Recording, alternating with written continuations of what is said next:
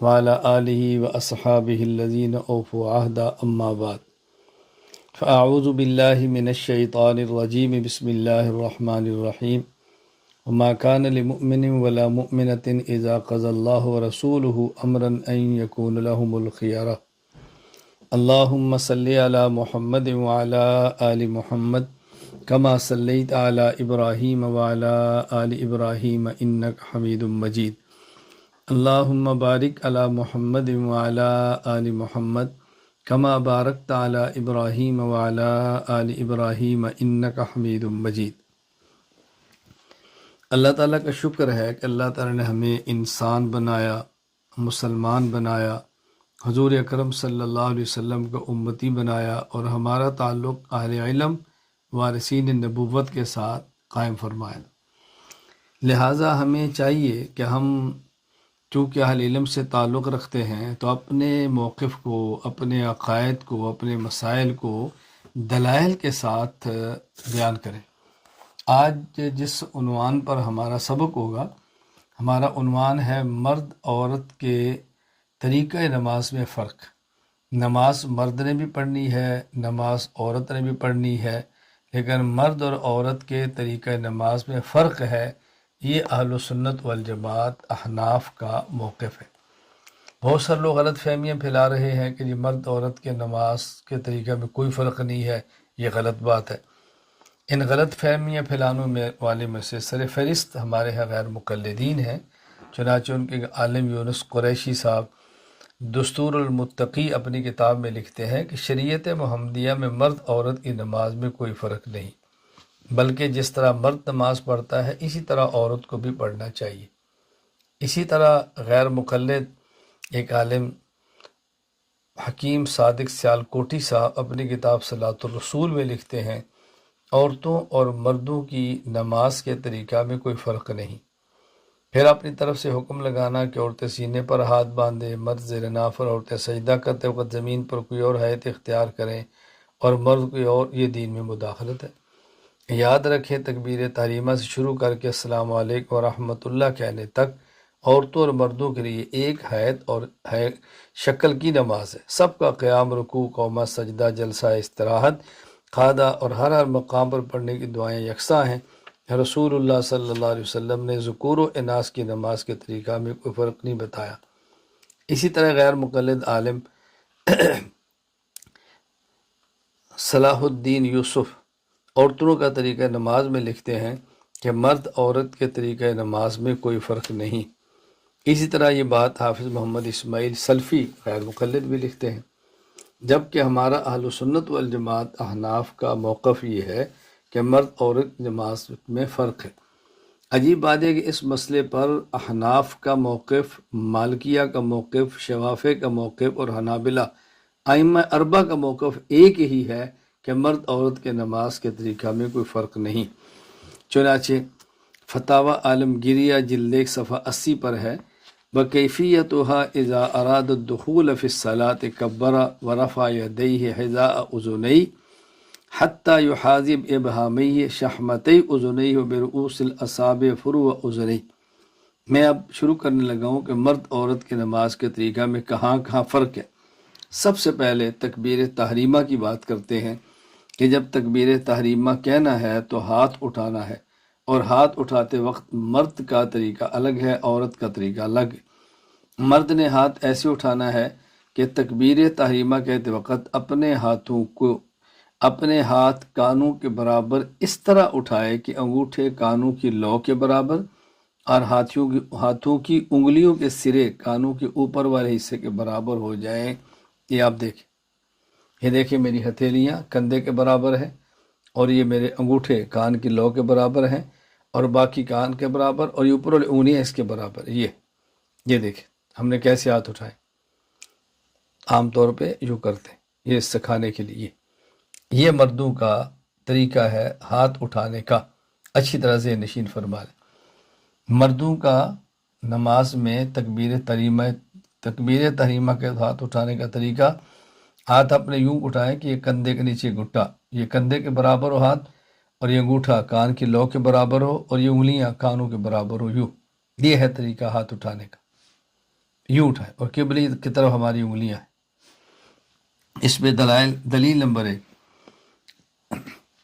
صحیح ابن حبان حدیث نمبر 1860، سنن ابی داود باب التفریح استفتاح الصلاۃ، عن وائل بن حجر رضی اللہ عنہ قال لأنظرن الى رسول اللہ صلی اللہ علیہ وسلم کیف یصلی قال فنظرت الیہ قام فکبر ورفع یدیہ حتی حاذتا اذنی۔ حضرت وائل بن حجر رضی اللہ عنہ فرماتے ہیں میں نے کہا کہ میں رسول اللہ صلی اللہ علیہ وسلم کو دیکھوں گا کہ آپ صلی اللہ علیہ وسلم کیسے نماز پڑھتے ہیں۔ چنانچہ میں نے دیکھا آپ صلی اللہ علیہ وسلم نماز کے لیے کھڑے ہوئے تو تکبیر کہی اور رفع یدین کیا یہاں تک کہ دونوں ہاتھ کانوں کے برابر ہو گئے، دونوں ہاتھ کانوں کے برابر ہو گئے۔ دوسری دلیل سنن نسائی باب موضع ابہامین عند الرفع، حضرت وائل بن حجر رضی اللہ عنہ فرماتے ہیں انہ رأى النبی صلی اللہ علیہ وسلم اذا افتتح الصلاۃ رفع یدیہ حتی تکاد ابہاماہ تحاذی شحمۃ اذنی۔ میں نے نبی کریم صلی اللہ علیہ وسلم کو دیکھا آپ صلی اللہ علیہ وسلم نے جب نماز شروع فرمائی تو دونوں ہاتھوں کو اٹھایا یہاں تک کہ آپ کے دونوں انگوٹھے آپ کے کانوں کی لو کے برابر ہو گئے۔ پہلی حدیث ہاتھ کانوں کے برابر ہو گئے، دوسری حدیث کانوں کی لو کے برابر ہو گئے، تیسری حدیث فقال ابو حمید الساعدی رضی اللہ عنہ انا کنت احفظکم لصلاۃ رسول اللہ صلی اللہ علیہ وسلم رأیت اذا کبر جعل یدیہ حذو اذنی حذو منکبی۔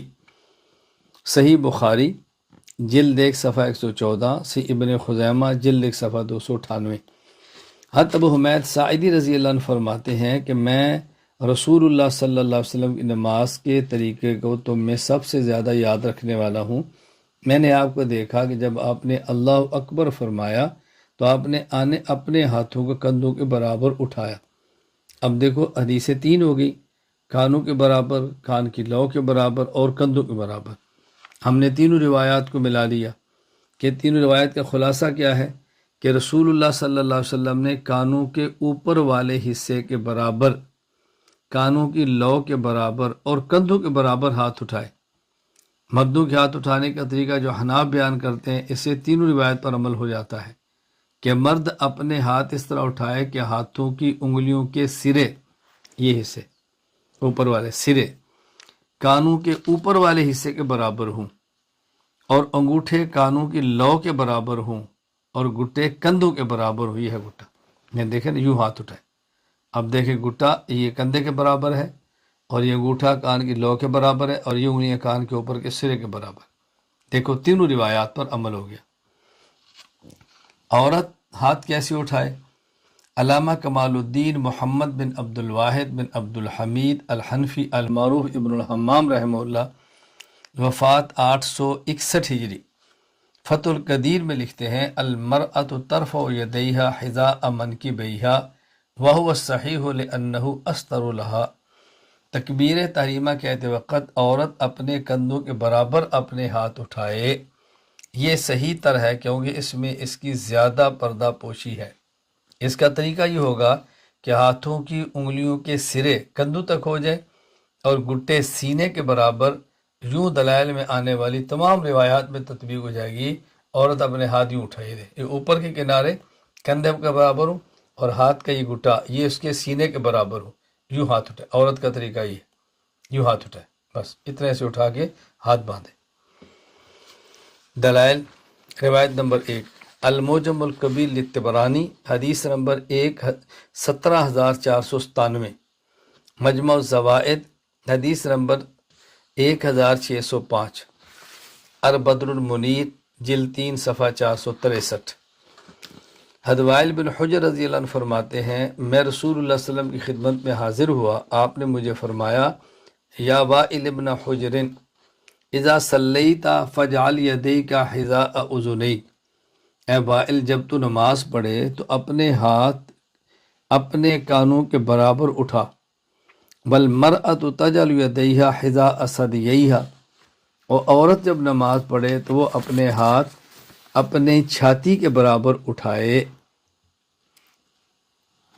اس حدیث پہ ایک اعتراض ہے، اس کا جواب ذہن نشین فرما لیں۔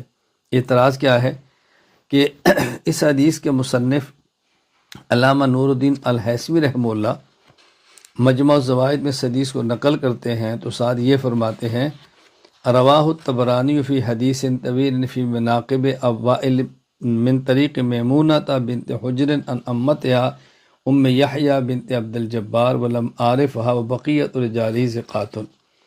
اس حدیث کی ایک راویہ ہے ام یحییٰ بنت عبد الجبار اور میں اس کو نہیں جانتا، یہ غیر معروف ہے۔ تو کہتے ہیں جب راوی مجہول ہے، غیر معروف ہے، تو اس سے روایت تو ضعیف ہو جاتی ہے، لہٰذا آپ کی روایت ضعیف ہے، اس پر عمل نہیں کرنا چاہیے۔ جواب ذہن نشین فرما لیں، حضرت علامہ نور الدین الہیثمی رحمہ اللہ یہ نہیں فرماتے کہ یہ راوی مجہول ہے، بلکہ یہ فرماتے ہیں میں اس کو نہیں جانتا۔ ایک محدث کا کسی کے حالات سے واقف نہ ہونا اس بات کی دلیل نہیں کہ اس کو کوئی بھی نہیں جانتا، یہ نہیں جانتے تو اور جانتے ہیں۔ عبد الرحمن بن ابراہیم انہیسی رحمہ اللہ علوم الحدیث النبی میں فرماتے ہیں کہ جو شخص یہ کہتا ہے لا عارفہ کسی راوی کے بارے میں فَوَ حُكْمٌ مِّنْهُ عَلَىٰ نَفْسِهِ بِعَدْمِ الْاطِّلَاعِ وَلَا يَنْفِي ذَلِكَ مَعْرِفَةَ غَيْرِهِ لَهُ۔ اس کا معنی ہوتا ہے کہ یہ اس کو نہیں جانتا، اس کا معنی یہ نہیں کہ اس کو اور کوئی بھی نہیں جانتا۔ دیکھیں امام ابو حاتم رازی، ابن حزم رحمہم اللہ متعدد راویوں کے حالات کے بارے میں لا علمی کا اظہار کرتے ہیں، حالانکہ وہ راوی بخاری اور مسلم کے ہوتے ہیں۔ اب بخاری اور مسلم کے راوی تو ایسا نہیں کہ مجہول ہے، تو ایک محدث کا کسی کو نہ جاننا اس بات کی علامت نہیں کہ وہ راوی مجہول ہے۔ دوسرا جو آپ ذہن نشین فرما لیں کہ مجہول یعنی جو معلوم نہ ہو، مجہول کی دو قسمیں ہیں، نمبر ایک مجہول العین، نمبر دو مجہول الحال۔ مجہول العین کا مطلب ہوتا ہے کہ راوی کی تعین نہ ہو، پتہ ہی نہ چلے کہ راوی کون ہے، راوی کی ذات پتہ ہی نہ چلے بندہ کون ہے۔ اور مجہول الحال کا معنی ہوتا ہے کہ راوی کا تو پتہ ہے کون ہے، لیکن یہ پتہ نہیں چل رہا کہ وہ ثقہ ہے یا وہ ضعیف ہے، اس کی حالت کیسی ہے یہ پتہ نہیں چل رہا۔ اب دیکھیں اگر کوئی شخص ام یحییٰ کے بارے میں یہ کہے کہ مجہول العین ہے، یہ بات غلط ہے۔ کیوں؟ اس لیے کہ ام یحییٰ عبد الجبار کی بیٹی ہے، اب یہ آپ نے پڑھا، اور حجر کی بہن ہے، اب یہ آپ نے پڑھا کہ وائل اپنی پھوپھی سے روایت نقل کرتے ہیں کہ والد حجر ہے تو پھوپھی کا معنی حجر کی بہن ہے، اور علقمہ کی بیوی ہے اور وائل کی پوتی ہے۔ اب یہ بتائیں مجہول کیسے ہوئی؟ اس کا معنی کہ مجہول العین نہیں ہے۔ سند یوں ہے اس کی، حدثنا میمونۃ بنت عبد الجبار بن وائل، دیکھیں میمونہ عبد الجبار کی بیٹی، آگے بن وائل، قال سمیت امتی کبشہ۔ اب یہاں پر نام بھی اس کا کہ کون ہے یہ، میں نے اپنی پھوپھی کبشہ سے نام سنا، کون ہے وہ؟ ام یحییٰ، جو کہ ام یحییٰ ہے، تو نام بھی اس کا مذکور ہے۔ آپ بتائیں اس کو مجہول العین کیسے کہہ سکتے ہیں؟ اس لیے مجہول العین نہیں ہے۔ اور اگر آپ کہتے ہیں مجہول الحال ہے تو دیکھنا چاہیے کہ راویہ کون ہے۔ ام یحییٰ یا تابعیہ ہیں اگر اپنے دادا کا زمانہ پایا ہے، اور یا یہ تبع تابعی ہیں اگر اپنے دادا کا زمانہ نہیں پایا۔ تابعی یا تبع تابعی ہیں تو اس کا معنی یہ خیر القرون کے دور کی راویہ ہیں، اور خیر القرون کے راوی کے بارے میں یاد رکھنا، راوی خیر القرون کے دور کا ہو اور مجہول ہو، یہ اس وقت ضعیف ہوتا ہے جب خیر القرون کے دور کے محدثین اس حدیث کو رد کر دیں، اس کی حدیث نہ لیں، اس کا معنی ہے کہ اس کی روایت نہیں لینی۔ اور اگر خیر القرون کے لوگ اس کی روایت کو لے لیں تو پھر اس کو مجہول حال ہونے کی بنیاد پہ رد نہیں کیا جا سکتا۔ لہٰذا معترض کو چاہیے کہ کوئی خیر القرون کے زمانے کا ایسا بندہ بتائے جس نے ام یحییٰ کی حدیث کو رد کیا ہو۔ تیسرا جو آپ ذہن نشین فرما لیں جو اصولی ہے کہ یہ حدیث شریف مضبوط اصولوں سے مؤید ہے۔ اس حدیث کی تائید حدیثوں سے ہوتی ہے۔ وہ اصول کیا ہے کہ عدم تجافی، یعنی ان کو ملنا چاہیے، عورت کو اپنے سمٹ کے رہنا چاہیے۔ اسی طرح تستر، عورت کو اپنے بدل کے چھپانے کا بہت خیال کرنا چاہیے۔ اب یہ چیز ایسی کہ جس میں جب ہاتھ یہاں رکھے اس کے ہاتھ سمٹ بھی جائیں گے اور پردہ بھی زیادہ ہوگا، تو اصولوں سے اس کی تائید ہو رہی ہے۔ اور جب حدیث کی تائید اصولوں سے ہوتی ہو تو پھر اس روایت کو رد نہیں کیا جاتا۔ یہ بات اچھی طرح ذہن نشین فرما لیں۔ جواب نمبر 4، دیکھیں یہ حدیث مرفوع ہے، حدیث مرفوع کے ساتھ موافقت اور آثار کے ایک دوسرے کے مؤید ہونے کی وجہ سے یہ ضعف دور ہو گیا، یعنی حدیث مرفوع بھی ہو اور دیگر آثار اس کے مؤید بھی ہوں تو پھر بھی اس کا ضعف ختم ہو جاتا ہے۔ دوسری روایت مصنف ابن ابی شیبہ باب فی المرأة اذا افتتح الصلاة وبی قال حدثنا حشیم قال اخبرنا شیخ لنا قال سمعت عطاء سئل عن المرأة کیف ترفع یدیها فی الصلاة قال حذو ثدییها۔ حضرت عطاء رحمہ اللہ تابعی ہیں، ان سے پوچھا گیا عورت نماز میں ہاتھ کیسے اٹھائے؟ آپ نے فرمایا اپنی چھاتی کے برابر، یعنی یہاں تک ہاتھ اٹھائے، اپنی چھاتی، کندھا بھی نہیں فرمایا، اپنی چھاتی کے برابر ہاتھ ہے، عورت کو یہاں تک ہاتھ اٹھانے چاہیے۔ اس روایت پر بھی ایک اعتراض کیا جاتا ہے، وہ یہ کہ اس روایت میں لفظ ہے قال اخبرنا شیخ لنا، ہمیں ہمارے شیخ نے بتایا۔ وہ شیخ کون ہے؟ ان کا نام ہی مذکور نہیں ہے تو مجہول ہو گئے۔ جواب ذہن نشین فرما لیں کہ مصنف ابن ابی شیبہ ہی میں دوسرے مقام پر یا ان کا نام موجود ہے۔ ابھی قال حدثنا حشیم قال اخبرنا شیخ یقال له مسمع بن ثابت، اور یہ باب فی رکعت الفجر اذا فاتته کے تحت لائے ہیں، یعنی اس شیخ کا نام مسمع بن ثابت تھا، اگرچہ اس حدیث میں موجود نہیں ہے لیکن اسی کتاب کی دوسری حدیث میں یہ نام موجود ہے، اس لیے اعتراض بجا ہے۔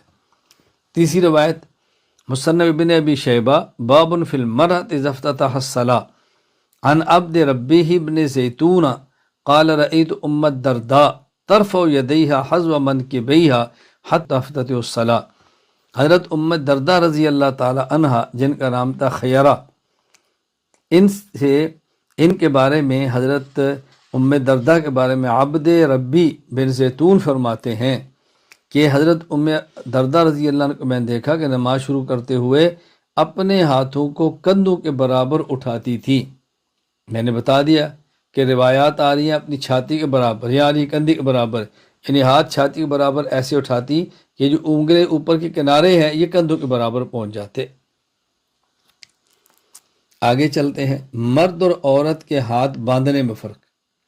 پہلے ہم نے بیان کیا مرد عورت کے ہاتھ اٹھانے کے طریقے میں فرق، اب مرد اور عورت کے ہاتھ باندھنے کے درمیان فرق۔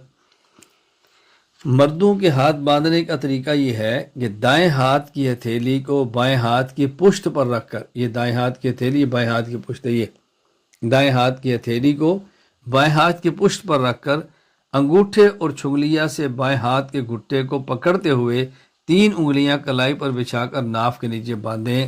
یہ بائیں ہاتھ کی پشت ہے، یہ دائیں ہاتھ کی ہتھیلی ہے، اس کو یہ رکھے، یہ انگوٹھا اور یہ چھنگلیاں اس سے گھٹے کو پکڑیں اور یہ 3 انگلیاں آگے رکھ لیں، یوں رکھیں اور اس کو پھر اپنے ناف کے نیچے باندھ لیں۔ یہ ہے طریقہ۔ امام محمد بن حسن شیبانی رحمہ اللہ وفات 189 ہجری 80 اور 9 فرماتے ہیں وَيَضَعُ بَطْنَ كَفِّهِ الْأَيْمَنِ عَلَى رُسْغِهِ الْأَيْسَرِ تَحْتَ السُّرَّةِ فَيَكُونُ الرُّسْغُ فِي وسط الْكَفِّ۔ کتاب الآثار۔ نمازی اپنی دائیں ہتھیلی کا اندرونی حصہ اپنی بائیں کلائی کے اوپر رکھ کر ناف کے نیچے رکھے، اس طرح گٹا ہتھیلی کے درمیان ہو جائے، اس طرح کہ گٹا ہتھیلی کے درمیان میں ہو جائے۔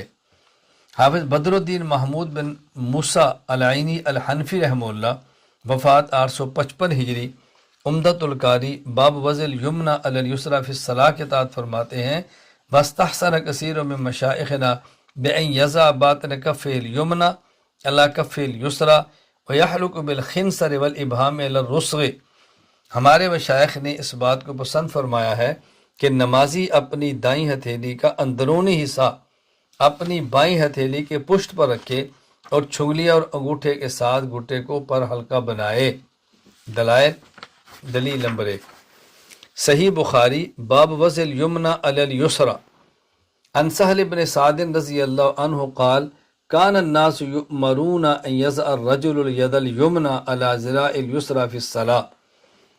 حضرت سہل بن سعد رضی اللہ عنہ فرماتے ہیں کہ لوگوں کو اس بات کا حکم دیا جاتا، یعنی رسول اللہ صلی اللہ علیہ وسلم کے دور میں صحابہ کرام کو اس بات کا حکم دیا جاتا کہ آدمی نماز میں اپنے دائیں ہاتھ کو بائیں بازو پر رکھے۔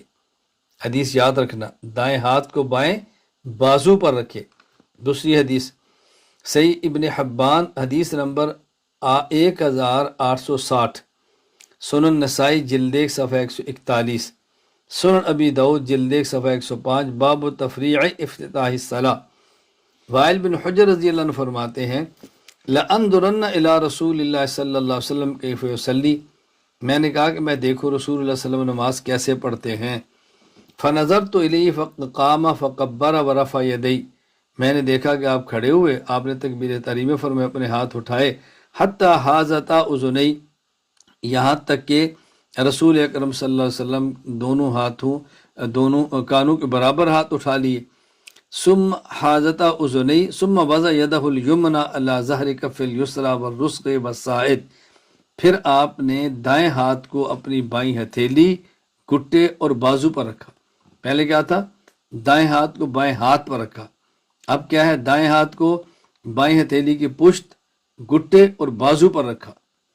تیسری حدیث دیکھیں، صحیح ابن حبان ذکر الاخبار اما یستحب للمرء حدیث نمبر 1770، عبداللہ بن عباس رضی اللہ عنہ فرماتے ہیں ان رسول اللہ صلی اللہ علیہ وسلم قال انا معاشر الانبیاء امرنا ان نؤخر سحورنا ونعجل فطرنا وان نمسک بایماننا علی شمائلنا فی صلاتنا، ہم انبیاء علیہ السلام کی جماعت کو اس بات کا حکم دیا گیا ہے ہم سحری کو تاخیر سے کریں، افطاری کو جلدی کریں، اور اپنے دائیں ہاتھ سے بائیں ہاتھ کو پکڑیں نماز میں۔ دیکھیں پہلے کہا تھا دائیں ہاتھ کو بائیں ہاتھ کی پشت پر رکھیں، پھر دائیں ہاتھ کو بائیں ہاتھ کی پشت، گھٹا اور بازو پر رکھیں۔ اب تیسری حدیث دائیں ہاتھ سے بائیں ہاتھ کو پکڑیں۔ چوتھی حدیث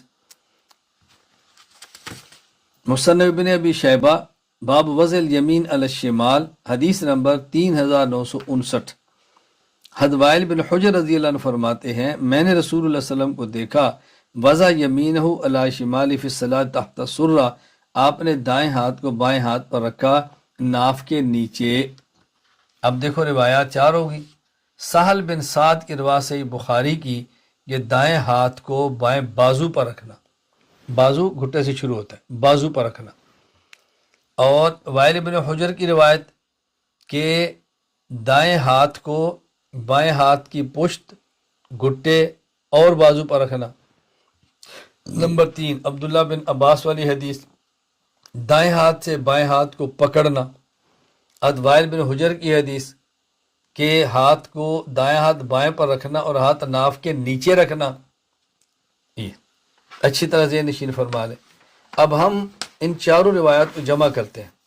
اللہ امام ابو حنیفہ رحمہ اللہ قبر پر کروڑوں رحمت نازل فرمائے، حضرت امام صاحب نے ایسا موقف بیان فرمایا، چاروں حدیث جمع ہوگی۔ امام صاحب فرماتے ہیں دائیں ہاتھ کو بائیں ہاتھ کی پشت پر رکھے، ہتھیلی پر، ایک حدیث پر عمل۔ پھر انگوٹھا چھوٹی انگلی اس سے دائیں ہاتھ کے سے بائیں ہاتھ گھٹے سے پکڑیں، دوسری پر عمل۔ یہ 3 انگلیاں بازو پر رکھیں، تیسری پر عمل، اور ہاتھ ناف کے نیچے باندھیں، چوتھی پر عمل ہو گیا۔ بتاؤ جو ساری احادیث پر عمل کرے وہ اہل حدیث نہیں، اور جو ساری احادیث کا انکار کریں اور ایک پر عمل کریں وہ اہل حدیث ہے۔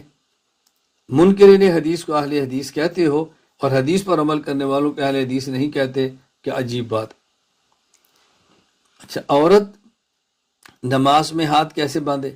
کہتے ہیں عورت قیام کے وقت اپنے ہاتھ سینہ پر رکھے، اور یہ دلیل شرعی سے ثابت ہے۔ دلیل شرعی کیا؟ اجماع امت، اجماع امت سے یہ بات ثابت ہے، اجماع امت دلیل شرعی ہے۔ دیکھیں امام ابو القاسم ابراہیم بن محمد القاری الحنفی سمرقندی رحمہ اللہ، وفات 907 ہجری، مستخلص الحقائق شرح کنز الدقائق میں فرماتے ہیں والمرأة تضع یدیہا علی صدرہا بالاتفاق، عورت اپنے ہاتھ کو سینے پر رکھے، والمرأة تضع یدیہا علی صدرہا بالاتفاق، عورت اپنے ہاتھ سینے پر رکھے اور اس پر اتفاق ہے۔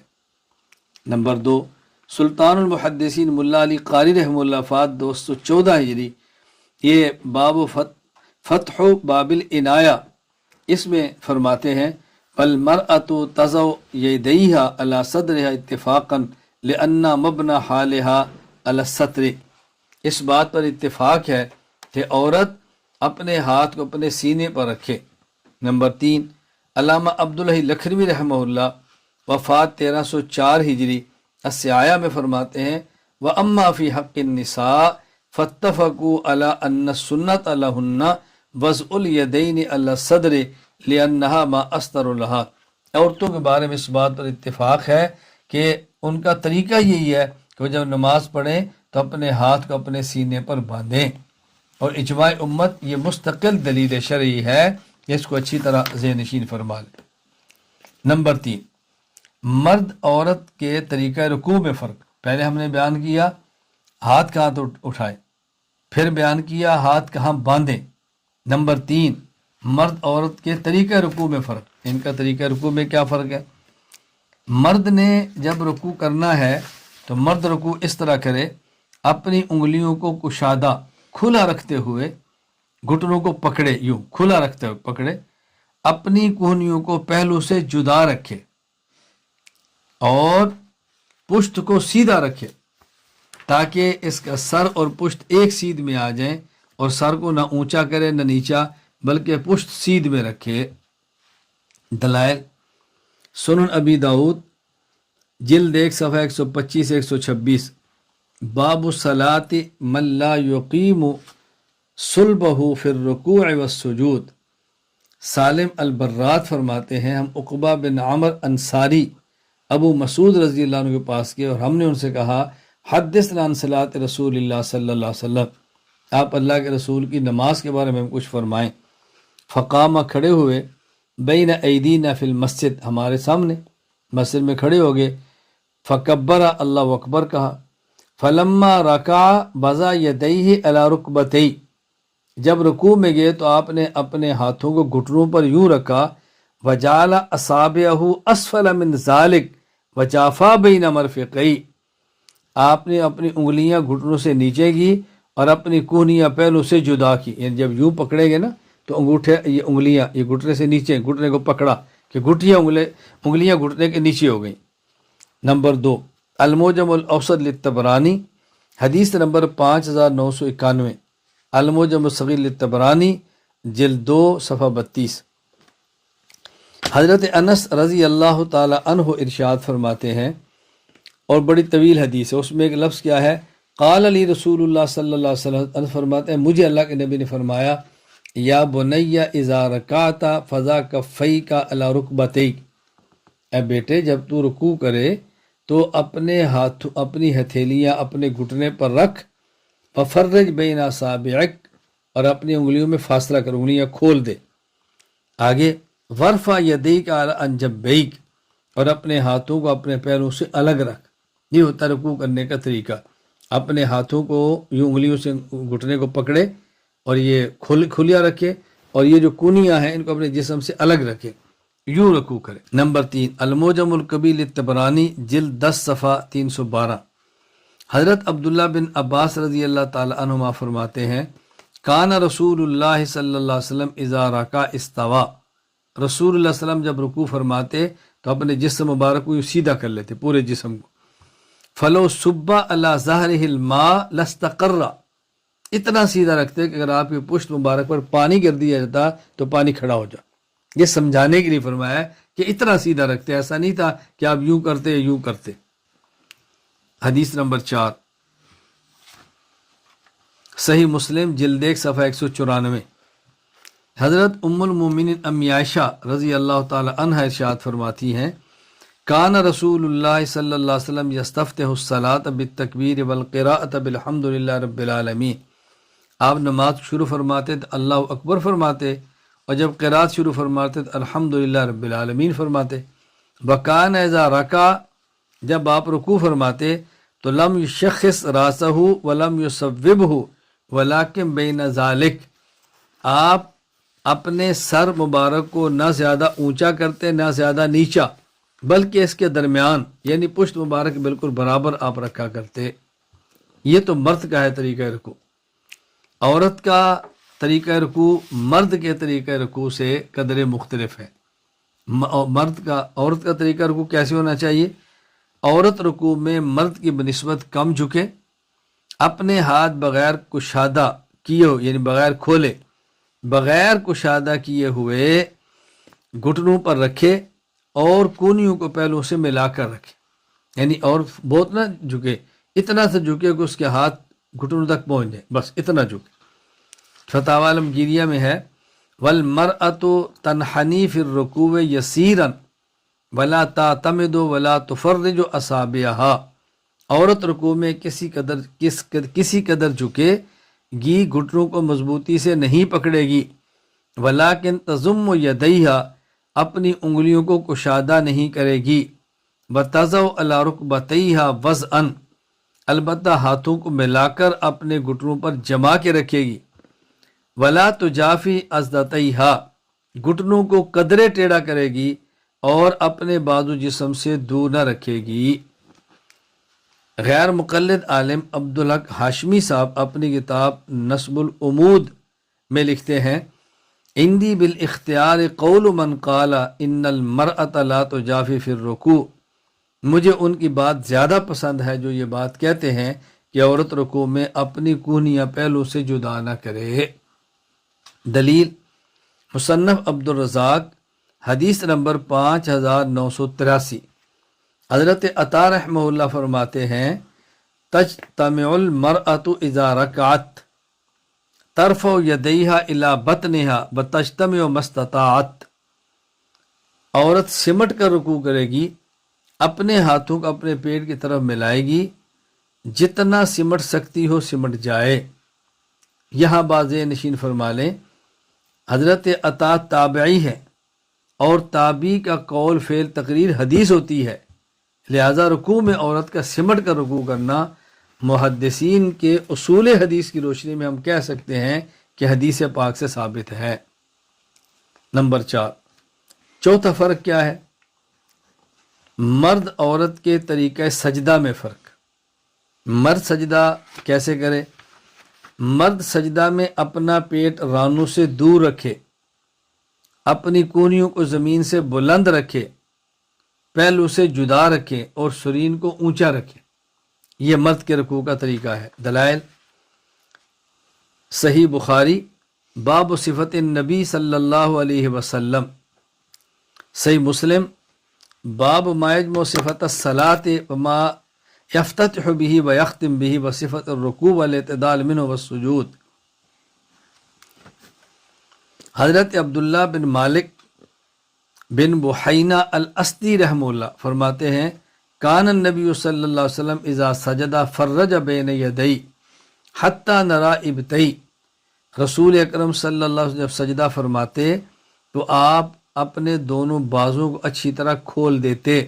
مقال ابن بکیر حدثنا بکر بیاض ابتئی، حتیٰ کہ آپ کے کی بغلوں کی سفیدی نظر آتی، یعنی آپ بہت کھولتے، اتنا کھولتے کہ آپ کے بغلوں کی سفیدی نظر آ جائے۔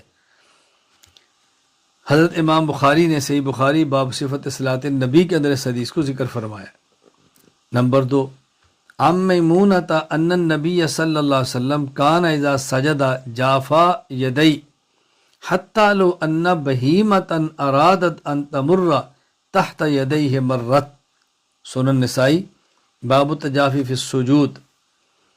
حضرت میمونہ فرماتی ہیں کہ نبی کریم صلی اللہ علیہ وسلم جب سجدہ فرماتے تو اپنے ہاتھ پیٹ سے اتنے دور رکھتے اگر بکری کا چھوٹا بچہ نیچے سے گزرنا چاہتا تو گزر جاتا، یعنی آپ اتنا کھل کے اپنا سجدہ مبارک فرمایا کرتے تھے۔ نمبر 3، تیسری حدیث سنن ابی داؤد باب صفت السجود، حضرت ابو اسحاق فرماتے ہیں وصف لنا البراء بن عازب رضی اللہ عنہ، حضرت براء بن عازب رضی اللہ تعالی عنہ سجدے کا طریقہ یوں بتایا فوضع یدیہ واعتمد علی رکبتیہ، اپنے ہاتھوں کو زمین پر رکھا، اپنے گھٹنوں پر سہارا لیا، ورفع اجیزتہ، اور اپنی سرین کو اٹھا لیا. فرمایا ہاکذا کان رسول اللہ صلی اللہ علیہ وسلم یسجد، اسی طرح رسول اکرم صلی اللہ علیہ وسلم سجدہ فرمایا کرتے تھے. یعنی مرد اپنے سجدے میں ہاتھ زمین پر رکھے اور بازو کو جدا رکھے، پیٹ کو رانوں سے الگ رکھے، کھول کے رکھے. عورت جب سجدہ کرے تو مرد کی طرح نہ کرے، بلکہ اب پیٹ کو رانوں سے ملا کے رکھے، بازو کو پہلو سے ملا کے رکھے اور کونیاں زمین پر بچھا کے رکھے، کونیاں زمین پر بچھا کے رکھے. امام ابو الحسن علی بن ابو بکر بن عبد الجلیل المرغینانی رحمہ اللہ وفات 593 ہجری الہدایہ میں فرماتے ہیں بل مرأۃ تنخفض فی سجودها وتلزق بطنها بفخذیها لأن ذلك استر له لها. عورت سجدے میں سکڑ جائے، اپنے پیٹ کو اپنی رانوں سے ملا دے، کیونکہ یہ صورت اس کے لیے زیادہ پردہ والی ہے. بدائع الصنائع میں علامہ علاء الدین ابو بکر بن مسعود بن احمد الکاسانی رحمہ اللہ وفات 587 ہجری لکھتے ہیں فَأَمَّا الْمَرْأَةُ فَيَنْبَغِي أَن تَفْتَرِشَ ذِرَاعَيْهَا وَتَنْخَفِضُ وَلَا تَنْتَصِبُ كَانْتِصَابِ الرَّجُلِ وَتَلْزَقُ بَطْنَهَا بِفَخِذَيْهَا لِأَنَّ ذَلِكَ أَسْتَرُ لَهَا. عورت کو چاہیے اپنے بازو بچھا دے اور سکڑ جائے اور مردوں کی طرح کھل کر سجدہ نہ کرے اور اپنا پیٹ اپنی رانوں سے چمٹائے رکھے، کیونکہ یہ اس کے لیے زیادہ سطر والی صورت ہے. دلائل: صحیح مسلم حدیث نمبر 498. حضرت عائشہ رضی اللہ تعالیٰ عنہ فرماتی ہیں کان رسول اللہ صلی اللہ علیہ وسلم یستفتح الصلاۃ بالتکبیر والقراءۃ بالحمد للہ رب العالمین. آپ جب نماز شروع فرماتے اللہ اکبر فرماتے، اور جب آپ قرات شروع فرماتے تو الحمدللہ رب العالمین پڑھتے. وکان اذا رکع لم یسخص راسہ ولم یصوبہ، اور جب آپ رکوع فرماتے تو سر نہ زیادہ اونچا کرتے نہ زیادہ جھکا دیتے، ولیکن بین ذالک برابر رکھتے. وکان اذا رفع راسہ من الرکوع لم یسجد حتی یستوی قائما، اور جب آپ سر رکوع سے اٹھاتے لم یسجد تو آپ سجدہ نہ کرتے جب تک کہ آپ سیدھے کھڑے نہ ہو جائیں، یعنی قومہ کرتے. وکان یقول فی کل رکعتین التحیہ، ہر 2 رکعت بعد التحیات پڑھتے. وکان یفرش رجلہ الیسری وینصب رجلہ الیمنی، اور جب آپ سجدے میں بیٹھتے التحیات میں بیٹھتے تو بائیں پاؤں کو بچھاتے اور دائیں پاؤں کھڑا کر لیتے، بائیں پاؤں بچھاتے اور دائیں کھڑا کر لیتے. وکان ینہا عن عقبۃ الشیطان، اور شیطان کی طرح بیٹھنے سے منع فرماتے. عقبۃ الشیطان کیا ہے میں بتاتا ہوں. وینہا ان یفترش الرجل ذراعیہ افتراش السبع، اور آدمی کو منع فرماتے اس بات سے کہ آدمی ایسے بچھا لے اپنے بازو کو جیسے کہ کتا یا کوئی درندہ اپنے بازو کو بچھا لیتا ہے، یوں نہ ملائے. وکان یختتم الصلاۃ بالصلاۃ، اور آپ السلام علیکم ورحمۃ اللہ کہہ کر نماز سے فارغ ہو جاتے. یہ کہ لفظ عقبۃ الشیطان، اس کا معنی کیا ہے؟ شیخ الاسلام علامہ شبیر احمد عثمانی فتح الملم شرح صحیح مسلم فرماتے ہیں ان یقعد علی الیتئی، آدمی اپنے سرین پر بیٹھے، وینصب فخذی، اپنے گھٹنے کھڑے کر لے، ران کھڑے کرے، ویضم رکبتی الی صدرہ، اور اپنے گھٹنے اپنے سینے سے ملا لے، واضعا یدی علی الارض، اور ہاتھ کو زمین پہ رکھ لے. یہ ہے جسے اللہ کے نبی نے بیٹھنے سے منع فرمایا. اور یہ جو آپ نے ارشاد فرمایا، میں عائشہ فرماتی ہیں کہ رسول اللہ صلی اللہ علیہ وسلم نے وینہا ان یفترش الرجل ذراعی، آپ نے فرمایا کہ کوئی مرد اپنی بازو زمین پر نہ بچھائے درندے کی طرح، جانور کی طرح. حضرت علامہ شرف الدین حسین بن محمد الطیبی رحمہ اللہ وفات 739 ہجری مرقات المفتاح شرح مشکات المصابیح باب صفت الصلاۃ میں فرماتے ہیں التقیید بالرجل یدل علی ان المرأة تفترش ذراعی. یہ جو فرمایا کہ مرد ایسے نہ کرے، اس سے معلوم ہوا کہ مرد کو منع کیا گیا ہے، عورت اپنے بازو بچھائے، سجدے میں زمین پر ہاتھ لگائے. سلطان المحدثین ملا علی قاری رحمہ اللہ وفات 1014 ہجری مرقات المفاتیح شرح مشکات المصابیح باب صفت الصلاۃ میں فرماتے ہیں وینہا ان یفترش فی السجود الرجل للمرأة لأن مبنى امرها علی التستر. آپ نے مرد کو منع فرمایا ہے، عورت کو منع نہیں فرمایا، کیونکہ عورت کا پردہ زیادہ اس میں ہے کہ اپنے ہاتھ زمین کے ساتھ لگا کر رکھے۔ دلیل نمبر 2، مراسیل ابی داود باب من الصلاۃ اصل الکبریٰ للباقی جمعہ ابواب الاستطابہ۔ حضرت یزید بن حبیب رحمہ اللہ فرماتے ہیں ان رسول اللہ صلی اللہ علیہ وسلم مر علی امراتین، اللہ کے نبی کا دو صحابیات پر گزر ہوا، وہ نماز پڑھ رہی تھی تصلیان، آپ نے فرمایا اذا سجدتما فضما بعض اللحم الی الارض، جب تم سجدہ کرو تو اپنے جسم کو زمین کے ساتھ ملایا کرو، گوشت کو زمین کے ساتھ ملاؤ۔ فإن المرأة ليست في ذلك الرجل، اس لیے کہ حکم سجدہ کی حالت میں عورت مرد کی طرح نہیں ہے، مرد کا طریقہ الگ ہے، عورت کا الگ ہے۔ حدیث نمبر 3، دلیل نمبر 3، الکامل ابن عدی جلد 501، اصل الکبریٰ للبیہقی جلد 223، باب ما یستحب للمرء، جامع الاحادیث للسیوطی حدیث نمبر 1759۔ عبداللہ بن عمر رضی اللہ عنہ فرماتے ہیں رسول اللہ صلی اللہ علیہ وسلم فرمایا اذا جلست المرأة فی الصلاة وضعت فخذها علی فخذها الاخرى، جب عورت نماز میں بیٹھے تشہد میں تو اپنے ایک ران کو دوسرے ران پر رکھ لے، مرد کی طرح دو ران سیدھے نہ بچھائے۔ آگے فَإِذَا سَجَدَتْ أَلْصَقَتْ بَطْنَهَا فِي فَخِذِهَا، اور جب سجدہ کرے تو اپنے پیٹ کو اپنے ران کے ساتھ ملا لے، كَأَسْتَرِ مَا يَكُونُ لَهَا، اس لیے کہ اس میں عورت کا پردہ زیادہ ہے۔ فَإِنَّ اللَّهَ يَنْظُرُ إِلَيْهَا، اللہ تعالیٰ اس عورت کی طرف دیکھتے ہیں اور فرماتے ہیں یا ملائکتی اشہدکم انی قد غفرت لها، اے میرے فرشتوں میں تمہیں گواہ بناتا ہوں کہ میں نے اس عورت کے پچھلے گناہوں کو معاف فرما دیا ہے۔ اب دیکھیں عورت جب اس طرح نماز پڑھتی ہے تو گناہوں کی معافی کا اعلان ہوتا ہے۔ حدیث نمبر 4، اصل الکبریٰ للبیہقی باب ما یستحب للمرأة، ابو سعید خدری رضی اللہ عنہ فرماتے ہیں جو رسول اللہ صلی اللہ علیہ وسلم کے صحابی ہیں، کان یأمر الرجال ان یتجافوا فی سجودہم ویأمر النساء ان یتخفضن، اللہ اکبر۔ حضرت ابو سعید خدری فرماتے ہیں کہ رسول اللہ صلی اللہ علیہ وسلم مردوں کو حکم دیا کرتے تھے، حکم فرماتے تھے کہ سجدے میں اپنی رانوں کو پیٹ سے جدا رکھیں، عورتوں کو حکم فرماتے تھے کہ خوب سمٹ کر یعنی رانوں کو پیٹ سے ملا کر سجدہ کریں۔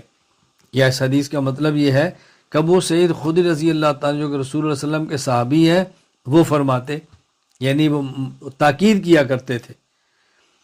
نمبر 5، مصنف عبد الرزاق باب تکبیرۃ المرأة بیدیہا وقیام المرأة ورکوعہا وسجودہا۔ حضرت حسن اور قتادہ یہ فرماتے ہیں اذا سجدت المرأة، جب عورت سجدہ کرے، فإنها تنضم ما استطاعت، جس حد تک ممکن ہو اپنے جسم کو سمیٹے، ولا تتجافى لكي لا ترفع عجیزتها، اور عورت کو چاہیے کہ اپنی کونیاں پیٹ سے جدا نہ کرے تاکہ اس کی پشت اونچی نہ ہو، کونیاں جدا کرے گی تو پشت اونچی ہو جائے گی، کونیاں ساتھ میں لائے تاکہ اس کی پشت نیچے رہے۔ دلیل نمبر 6، مصنف بن ابی شیبہ حدیث نمبر 2704، حضرت مجاہد فرماتے ہیں انہ کان یکرہ ان یضع الرجل بطنہ علی فخذیہ اذا سجد کما تصنع المرأة۔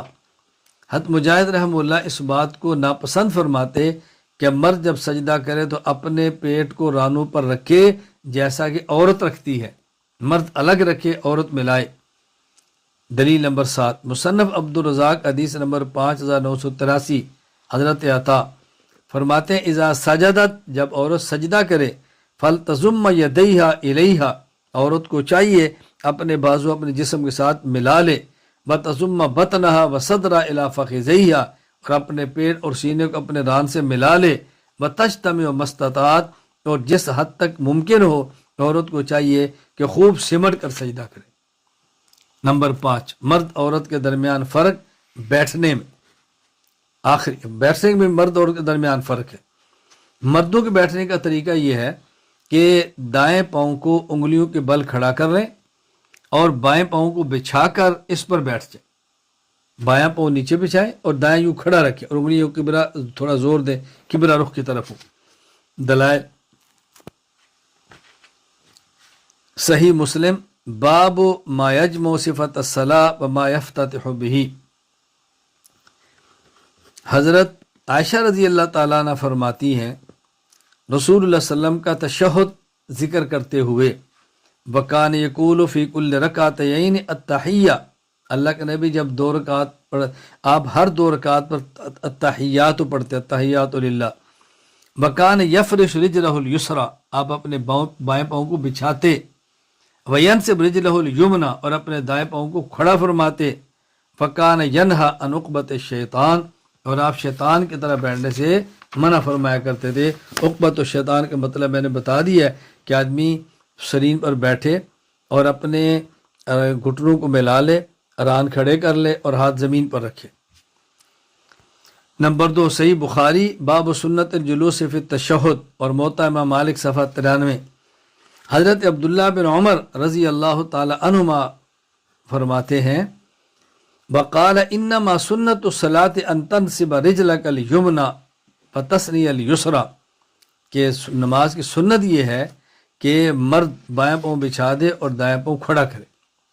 عورت کا طریقہ الگ ہے، عورت کے بیٹھنے کا طریقہ دونوں پاؤں دائیں جانب نکال کر سرین کے بل اس طرح بیٹھے کہ دائیں ران بائیں ران کے ساتھ ملا دے، عورت یوں بیٹھے۔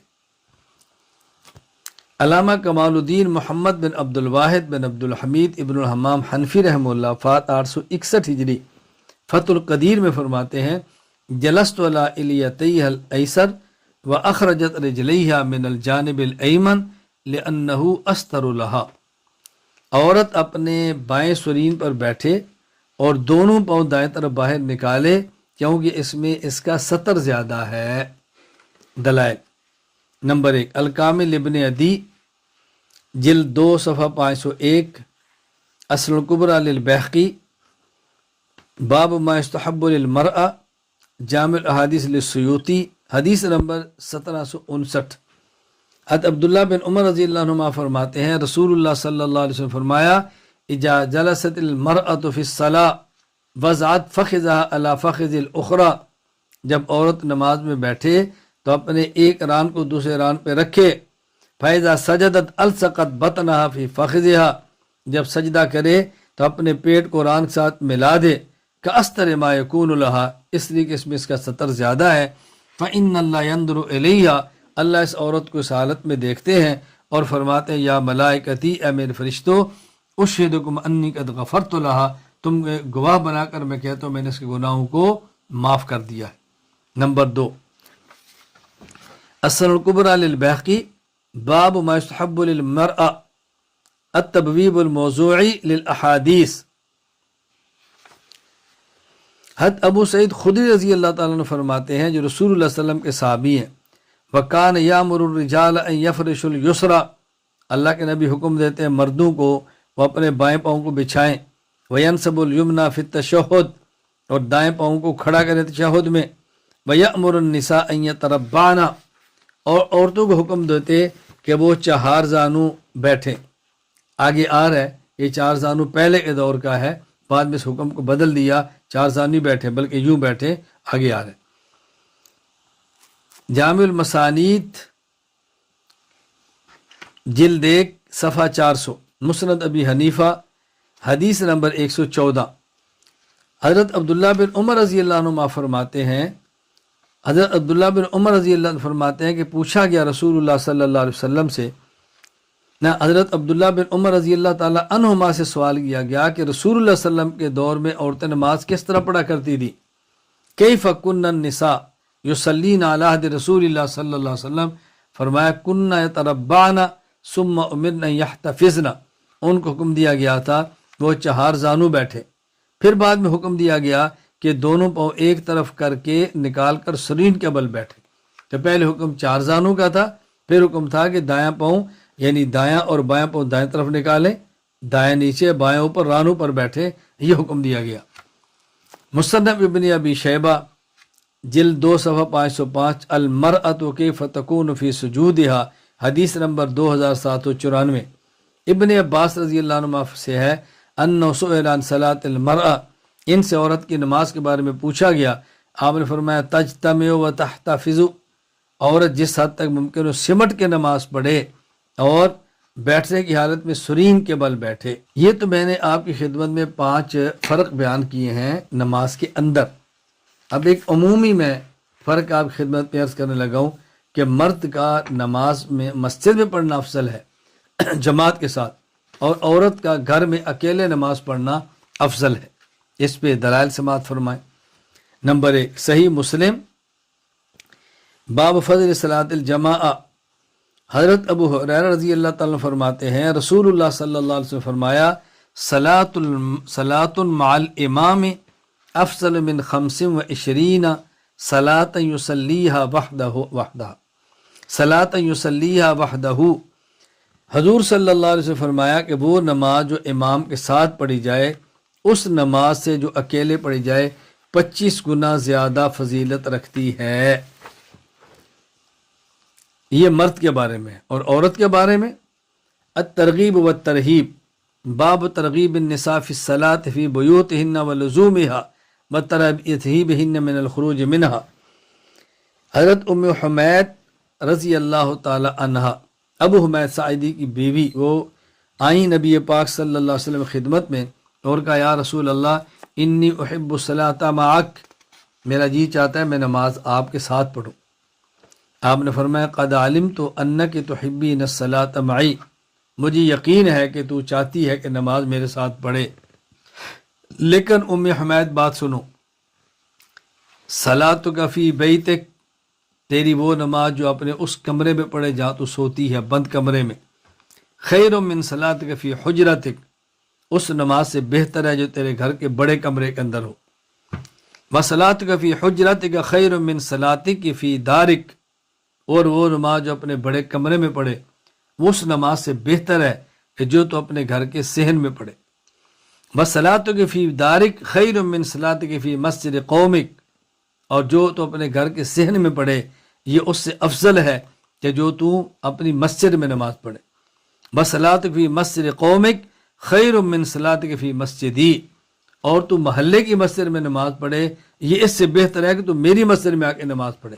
یعنی گویا کہ رسول اللہ صلی اللہ علیہ وسلم ام حمید کو فرمایا کہ تیرا گھر کے بند کمرے میں نماز پڑھنا یہ میری مسجد نبی میں میرے ساتھ نماز پڑھنے سے بہتر ہے۔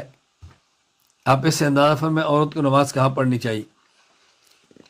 فامرت فبنی لها مسجد فی اقصی شیء من بیتها واظلمه، چنانچہ ام حمید ساعدی نے حکم دیا اور ان کے لیے گھر کے تاریک ترین کمرے میں، اندھیرے چھوٹے سے کمرے میں ایک مصلی بنا دیا گیا، وکان تصلی فی حتی لقیت اللہ عز وجل، پھر موت تک اپنی نمازیں وہی پڑھتی رہیں۔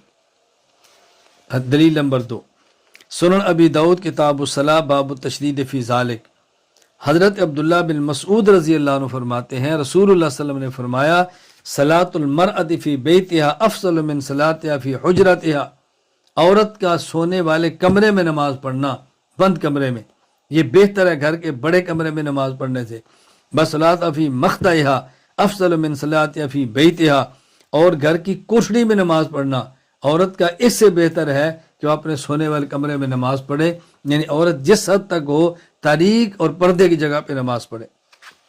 دلیل نمبر 3 التسیر اشر الجامع الصغیر جلد 2 صفحہ 195 جامع الاحادیث للسیوطی حدیث نمبر 13628، حضرت عبداللہ بن عمر رضی اللہ تعالیٰ عنہ فرماتے ہیں رسول اللہ صلی اللہ علیہ وسلم نے فرمایا صلاۃ المرأۃ وحدہا افضل علی صلاتہا فی الجمع ب25 درجہ، عورت کا اکیلے نماز پڑھنا باجماعت نماز پڑھنے سے 25 گنا زیادہ افضل ہے۔ آپ اندازہ فرمائیں کہ رسول اللہ صلی اللہ علیہ وسلم نے فرمایا مرد کا باجماعت نماز پڑھنا 25 گنا افضل ہے، اور عورت کا اکیلے نماز پڑھنا باجماعت نماز پڑھنے سے 25 گنا افضل ہے۔ عورت کا اکیلے نماز پڑھنا افضل ہے۔ یہ بات اچھی طرح ذہن نشین فرما لیں، اللہ تعالی ہمیں بات سمجھنے کی توفیق عطا فرمائے۔